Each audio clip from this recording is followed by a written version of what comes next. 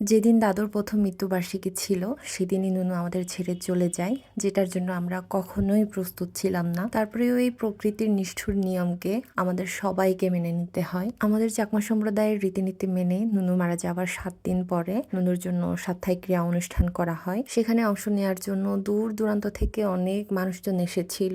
তো পুরোটা সময় জুড়ে আসলে আমি এত ব্যস্ত ছিলাম যে অনুষ্ঠানের পুরো ভিডিও নিতে পারিনি। যতটুকু পেরেছি ভিডিও নেওয়ার চেষ্টা করেছি, আর সেগুলো শেয়ার করবো আজকে তোমাদের সাথে। তো নুনু মারা যাওয়ার পর ছোট কাকা আমাদের গ্রামের বৌদ্ধ বিহারে একদিনের জন্য শ্রামণ হতে গিয়েছিলেন, প্রপূজা গ্রহণ করেছিলেন তার মায়ের জন্য। অন্যদিকে অনুষ্ঠানের একদিন আগে থেকেই বাড়িতে অনেক কাজ পড়ে গিয়েছিল, তো এখানে হেল্প করতে চলে এসেছিল আমাদের প্রতিবেশীরা সহ গ্রামের সব মেয়েরা। তো আমাদের গ্রামের এই রুলসটা আমার অনেক ভালো লাগে। কাউকে কাজের জন্য এক্সট্রা করে বলতে হয় না, ডাকতে হয় না। সবাই হচ্ছে যে যার মতো করে সময় হলে কাজের জন্য চলে আসবে। কেউ চাল ঝাড়বে, তো কেউ মরিচগুলো ঝরাবে, আবার কেউ সবজির কুটাকুটির কাজগুলো করবে, আর কেউ হচ্ছে পিঠা বানানোর জন্য কাজে লেগে পড়ে। মানে একটা সাপ্তাহিক ক্রিয়া অনুষ্ঠানের জন্য যা যা কাজ লাগে, যা যা প্রয়োজন হয় সবগুলাই হচ্ছে প্রতিবেশীরা এসে বা গ্রামের সব মেয়েরা এসে করে যায়। আর এই রুলসটা হচ্ছে সবার জন্য। মানে আমাদের গ্রামে যদি কখনো কেউ মারা যায়, সেই মৃত ব্যক্তির বাড়িতে কাজের জন্য কাউকে ডাকতে হয় না এক্সট্রা করে। সবাই হচ্ছে সময় এলে কাজের জন্য এমনিতেই চলে যায়। তো এবারে আমরা নুনুর ধর্ম অনুষ্ঠানে আমিষের জন্য মাংস রাখিনি, আমরা এখানে মাছ রেখেছি, যেটা ভাজা করে টমেটোর সাথে রান্না করা হয়েছে। দেন আরো লাউ চিংড়ি, লইট্টা মাছ ভুনা, হাঙর মাছ ভুনা এগুলো ছিল। দেন আরো বিভিন্ন ধরনের সবজি তরকারি রান্না করা হয়েছে। তো ধর্ম অনুষ্ঠানের একদিন আগে সকালে হচ্ছে অনেকেই এসেছিল, তারা হচ্ছে থেকিতে চাল গুঁড়ো করতে গিয়েছে।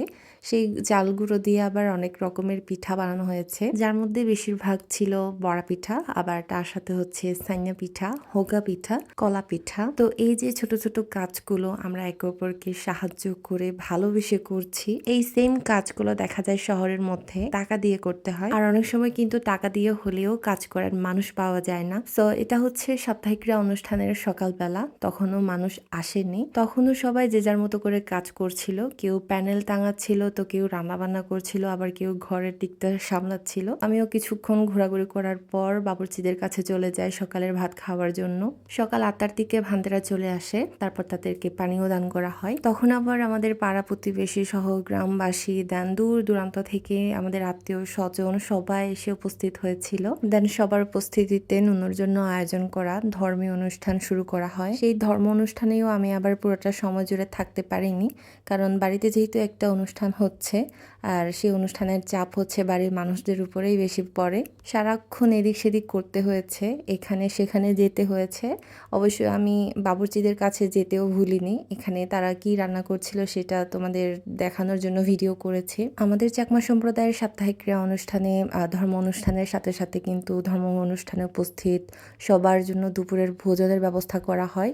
তো সেখানে আবার অনেকগুলো আইটেমের সাথে পায়েসটা মাস্ট বি থাকে। আর বাদ বাকি আইটেমগুলোর কথা আমি তোমাদের আগের ভিডিওতেও বলেছিলাম। এখানে কি থাকবে কি থাকবে না সেটা সম্পূর্ণ ডিপেন্ড করে পরিবারের মানুষদের সিদ্ধান্তের উপর। আমি একটু আগেও বলেছিলাম এখানে আমরা আমিষ রেখেছি মাছ, যেটা ভাজা করে টমেটোর সাথে রান্না করা হয়েছে। দেন এখানে লাউ চিংড়ি ছিল, অনেক ধরনের শুটকি মাছ ভুনা ছিল, বাঁধাকপি সেদ্ধ ছিল, সাথে মরিচ ভর্তাও ছিল।